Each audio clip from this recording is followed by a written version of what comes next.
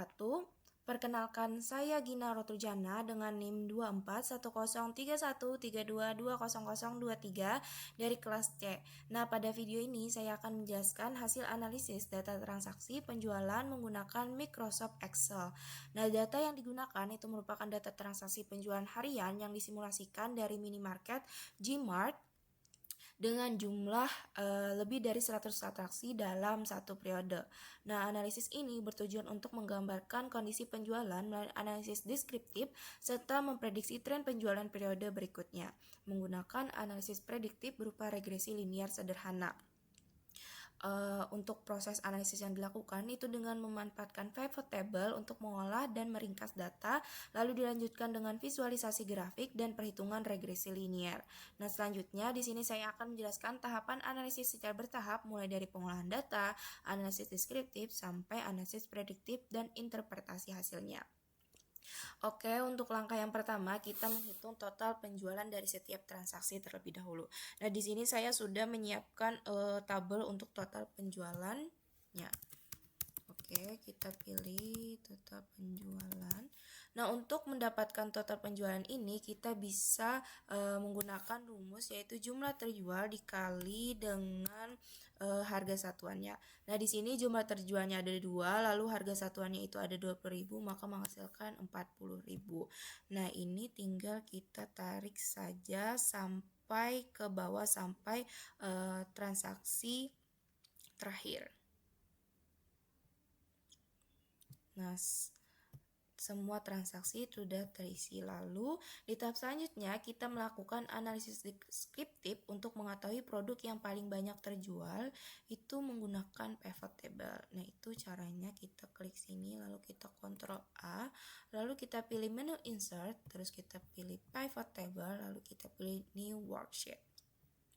Nah, karena kita ingin mengetahui produk yang paling banyak terjual, maka kita menggunakan nama produk dan jumlah terjualnya.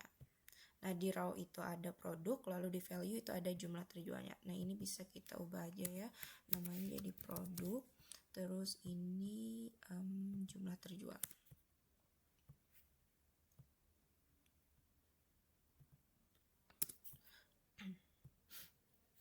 Oke, sudah. Nah, tapi kan di sini belum urut ya dari jumlah terjual yang paling banyak.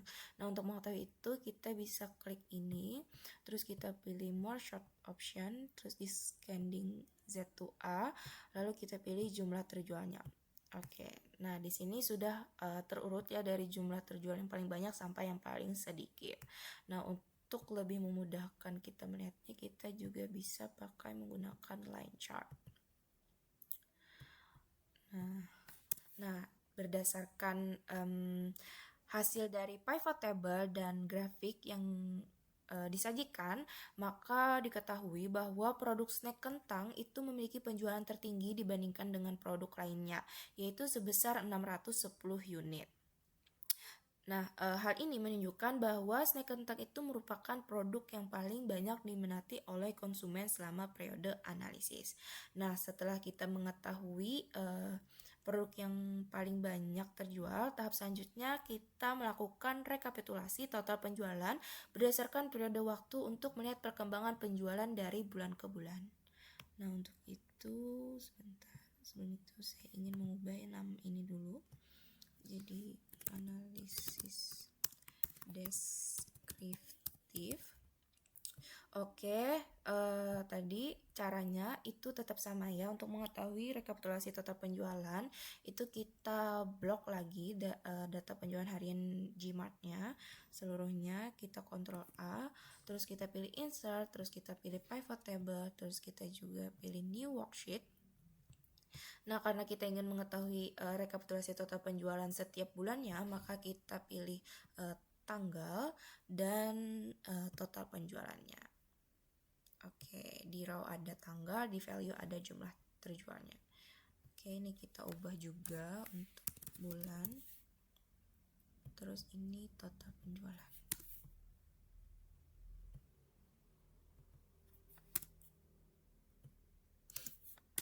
Oke. Nah, di sini sudah terlihat ya total penjualan dari setiap bulannya.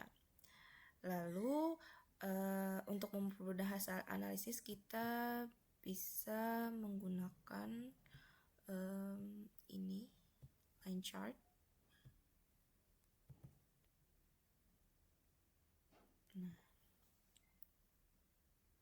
Nah, berdasarkan grafik dan pivot table yang ditampilkan, ini dapat diketahui bahwa total penjualan itu mengalami fluktuasi selama periode pengamatannya. Nah, pada awal tahun, bulan Januari, itu total penjualannya itu lebih tinggi dibandingkan terus kemudian mengalami penurunan pada pertengahan tahun dan kembali menunjukkan peningkatan pada akhir tahun.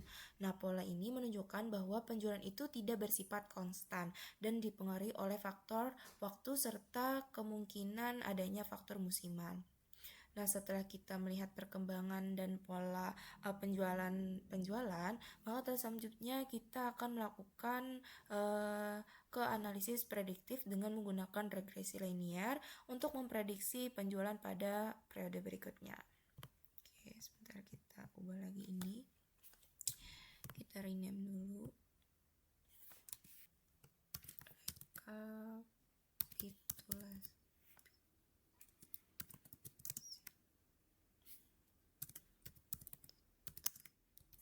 penjualan.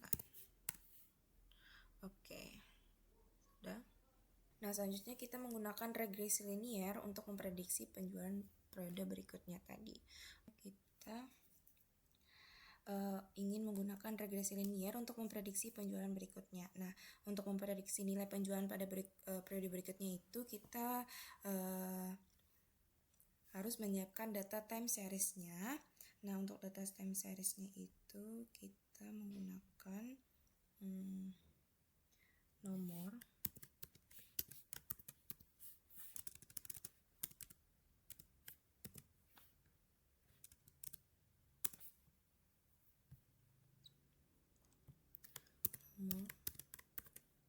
X periode Y Action, lalu MAD, MSE, MAP. Oke, nah untuk nomor itu kita tulis sampai bulan Januari 2025. Karena kita ingin mengetahui prediksi total penjualan di tahun 2025 nantinya. 2024 Februari 2024 terus sampai ke Januari. Nah, untuk Y-nya ini adalah rekapitulasi dari total penjualan, yaitu total penjualan setiap bulannya. Jadi kita masukkan terlebih dahulu ya. Kita masukkan Januari, lalu Februari, lalu Maret, April, Mei, Juni, Juli, Agustus sampai Desember.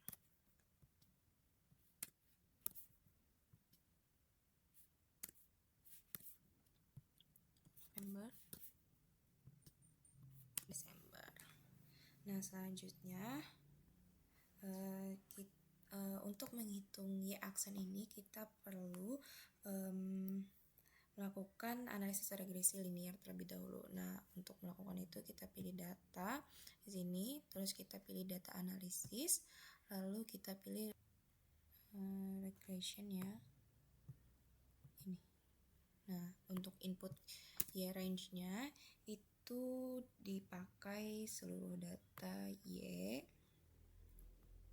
Oke, untuk input X range-nya itu kita pakai ini. Oke, nah terus untuk output option-nya kita pilih output range. Kita pilih di sini saja. Oke, nah keluar summary output-nya. Nah, dari sini kita menemukan persamaan regresi linearnya. persamaan regresi linier. Oke, yaitu dari koefisien ini.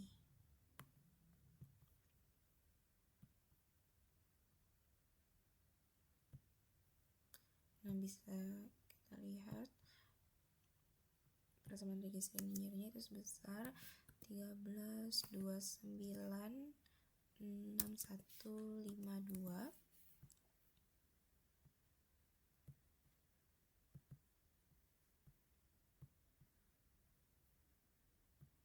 0,52.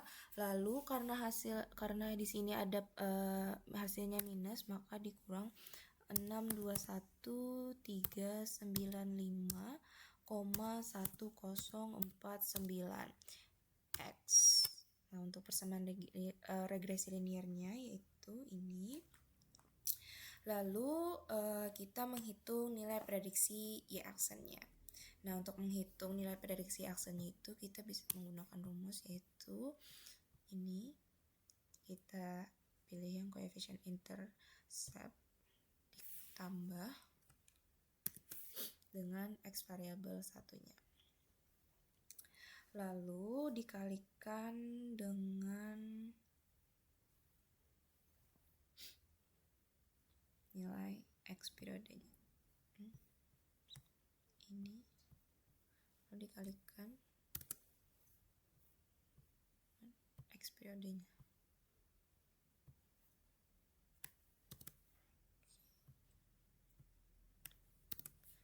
Oke, lalu jangan lupa untuk diubah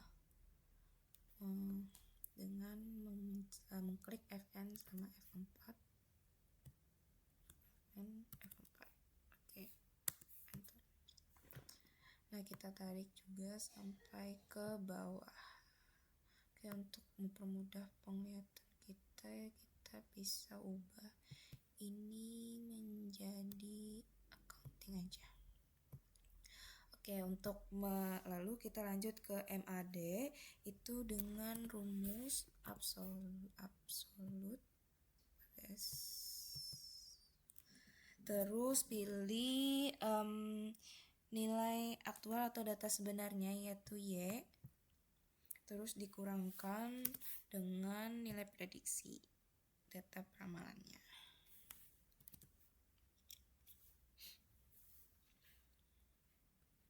Oke, hasilnya lalu kita tarik juga sampai ke bawah. Nah, ini ditarik sampai ke Januari karena ini prediksi di bulan Januarinya, yaitu sebesar 5.219. Nah, kenapa MAD ini tidak ditarik sampai Januari 2025? Karena di Januari 2025 itu kita tidak memiliki data aktualnya di sini. Makanya itu hanya kita isi sampai Desember 2024. Nah, terus kita mencari MSE-nya yaitu dengan rumus sama C dikurang dengan ini.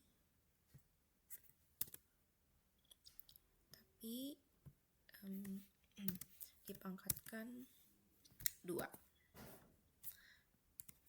Oke. Sudah ke sini. Nah, setelah itu kita masuk ke MAP. Itu rumusnya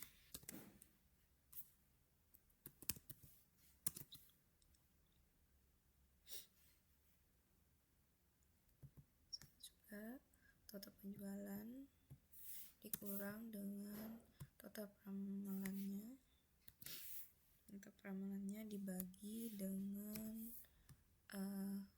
total penjualan sebenarnya. Oke, sama kita tarik juga sampai ke bawah. Oke, lalu jangan lupa juga kita menghitung rata-rata dari MAD, MSE, dan MAP-nya. Oke, pakai rumus average Lalu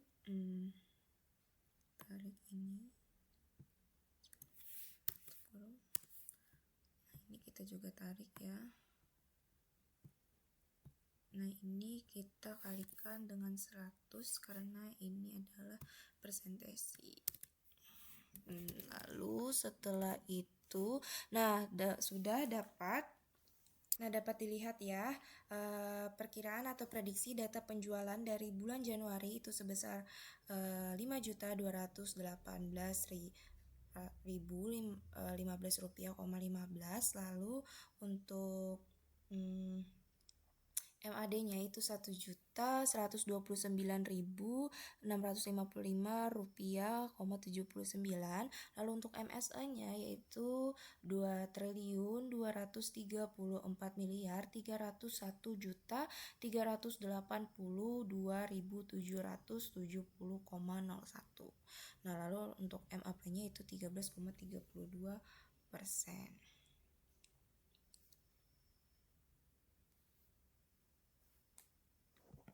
Nah, dapat disimpulkan bahwa analisis data transaksi penjualan menggunakan Microsoft Excel yang mampu memberikan gambaran yang jelas mengenai kondisi dan pola penjualan.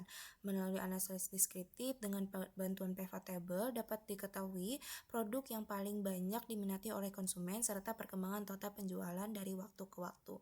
Nah, selanjutnya analisis prediktif menggunakan regresi linear sederhana itu digunakan untuk memproyeksi tren penjualan pada periode berikutnya.